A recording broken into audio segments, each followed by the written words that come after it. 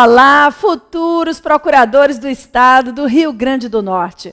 Sou Flávia Bahia, professora de Direito Constitucional, e é com muita alegria que estou aqui hoje para falarmos sobre o conteúdo programático do nosso concurso, algumas tendências da banca e também iremos resolver uma questão objetiva. Bem, pessoal, é comum nas provas das procuradorias em geral a cobrança sobre o poder executivo. Então, tudo que diz respeito ao presidente da República, ao governador e ao prefeito nos interessa. O sistema de imunidades, de responsabilidades previstas nos artigos 85 e 86 da Constituição, a parte das atribuições do presidente da República, a possibilidade de delegação, lá no artigo 84, parágrafo único, também tem um destaque para a nossa prova. Questões associadas à advocacia pública e, em especial, ao papel das procuradorias, também, não é, por uma questão lógica, é um tema importante para a prova. Controle de constitucionalidade, processo legislativo também nos interessam muito. Dentro de processo legislativo, foco na medida provisória e também na lei delegada. A MP é editada pelo chefe do Executivo da mesma forma que a lei delegada. Então, é importante frisarmos o estudo também nessas duas espécies normativas. Além disso, pessoal, a parte do controle associada às ações, né, ADI, ADC, ADO, ADPF, a jurisprudência principal do Supremo Tribunal Federal sobre essas ações também, não é, é muito importante.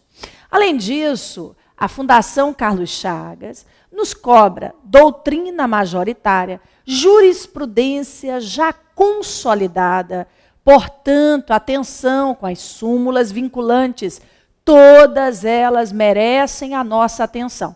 Em especial, as súmulas vinculantes número 2, 3, 5, a súmula vinculante 10, 11, 12, 13, a súmula vinculante número 25, a súmula 18, estamos em ano eleitoral, e a última súmula vinculante criada pelo Supremo Tribunal Federal, que foi a de número 33. Pessoal, tudo que diz respeito também à emenda constitucional 45 de 2004 deve, né, ter uma atenção especial, né, nos nossos estudos. Por quê? Porque, apesar de não ser uma emenda nova, foi das últimas emendas a mais significativa em termos de alterações na nossa Constituição. Então, foco nas mudanças trazidas pela emenda 45. E eu aproveitei, nesse nosso breve encontro de hoje, para separar uma questão feita pela banca sobre a súmula vinculante para a gente resolver. Vamos, então? Me acompanhe. A questão diz assim: relativamente à adoção de súmulas vinculantes pelo Supremo Tribunal Federal, depreende-se da Constituição e da legislação pertinente que, em primeiro lugar, na Constituição Federal, qual é o artigo-chave da súmula vinculante? É o 103A. E no plano infraconstitucional, a súmula é regida pela Lei 11.417 de 2006, que também merece a nossa atenção. São 7 artigos principais, e a Lei 11.417 tem sido pedida em muitos concursos, então vamos também fazer a sua leitura. Me acompanhe. A letra A diz assim: os legitimados a propor a edição, a revisão ou cancelamento de enunciado de súmula vinculante são os mesmos que podem propor ação direta de inconstitucionalidade perante o Supremo. Gente, essa questão ela está incompleta. O artigo 3º da Lei 11.417 de 2006, ele diz o seguinte: quem pode provocar o Supremo para criar, revisar ou cancelar uma súmula vinculante? O próprio Supremo Tribunal Federal, de ofício ou seja, sem provocação externa. Os legitimados ativos do artigo 103, incisos de 1 a 9, que são aqueles que podem propor, não é, a ação direta de inconstitucionalidade perante o Supremo. Mas, além deles, temos ainda o defensor público geral da União e todos os tribunais brasileiros. Então, pessoal, o artigo 3º da Lei 11.417 ampliou o rol de legitimados ativos que poderá apresentar ao Supremo Tribunal Federal a proposta de criação, revisão e cancelamento de súmula de natureza vinculante. Letra A está incompleta. Vamos então agora para a letra B. A súmula com efeito vinculante tem eficácia imediata, perfeito, mas poderá ter seus efeitos fixados a partir de outro momento, pelo mesmo quórum exigido para a modulação de efeitos de decisões em que haja declaração de inconstitucionalidade de lei ou ato normativo em sede de controle concentrado pelo Supremo. O nosso gabarito é exatamente esse. Flávia, eu não sabia que é possível a modulação temporal dos efeitos da súmula? Sim, pessoal. O artigo 4º da Lei 11.417, de 2006, diz justamente isso. Pelo voto de 2/3 dos ministros do Supremo, é possível se restringir os efeitos da súmula, é possível manipular os efeitos da súmula vinculante. Vamos lá? Artigo 4º da Lei 11.417, de 2006.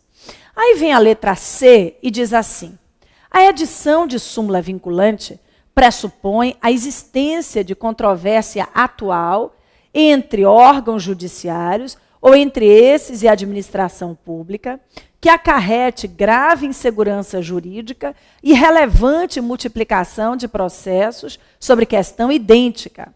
Perfeito, mas aí, pessoal, vem a parte final da questão e diz assim: mesma exigência que se faz em relação à propositura de arguição de descumprimento de preceito fundamental. Não, pessoal, não há necessidade para a propositura da ADPF que se confirmem os requisitos necessários para a criação da súmula de natureza vinculante. A Lei 9882/99 não traz as mesmas exigências. Daí porque a letra C estar incorreta. Vamos lá? Letra D.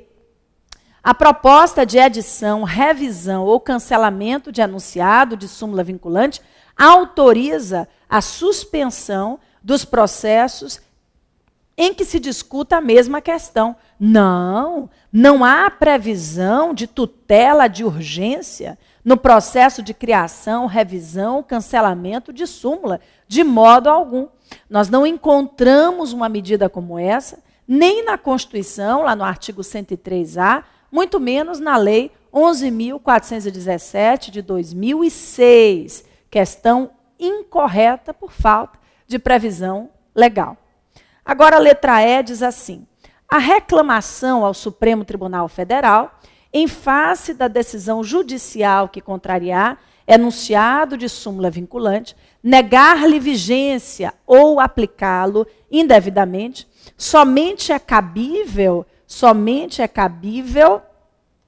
após o esgotamento das vias recursais existentes?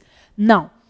O artigo 7º da Lei 11.417, de 2006, diz que da decisão judicial que contrariar a súmula vinculante, cabe a reclamação constitucional diretamente ao Supremo, sem necessidade de comprovar, logicamente, esgotamento de instância.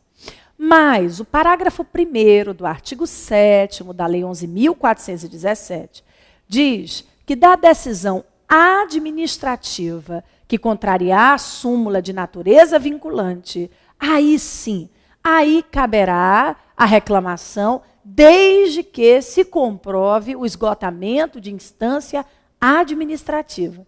Então, atenção, essa necessidade de comprovação de esgotamento de instância vale para o âmbito administrativo no que tange ao descumprimento de súmula de natureza vinculante. Aproveitando aqui, não esqueçam, a súmula vinculante não pode ser objeto de nenhuma das ações do controle concentrado de constitucionalidade.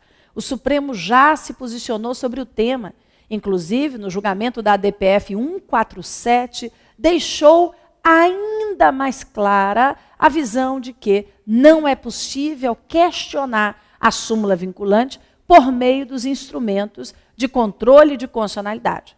É possível que os próprios legitimados ativos, que podem provocar a Corte para criar a súmula vinculante, também possam provocá-la para a sua revisão ou, eventualmente, até mesmo o seu cancelamento. Também não esqueçam, a súmula de natureza vinculante, ela não obriga a função legiferante do Estado. E o que eu quero dizer com isso? Que é perfeitamente admissível se criar uma lei ordinária, uma complementar, ou até mesmo se editar uma medida provisória que contrarie o texto da súmula vinculante. Porque, como eu disse, a função legiferante do Estado não está adstrita ao teor da súmula de natureza vinculante, tendo em vista o respeito ao princípio da separação de poderes e também, pessoal, para evitar uma eventual fossilização do ordenamento jurídico, engessamento do ordenamento jurídico. Muito bem, pessoal, que alegria estar aqui com vocês, ainda, né, que apenas em alguns minutos, mas gostaria muito de convidá-los para o nosso curso que foi preparado especialmente para o concurso de vocês, com questões, né, objetivas, revisão por meio de questões. Nós aguardamos aí toda a equipe aqui do SESC Cursos Online, aguarda vocês para que possamos juntos traçar esse, né, projeto de aprovação. Aguardo vocês, hein? Até a próxima oportunidade.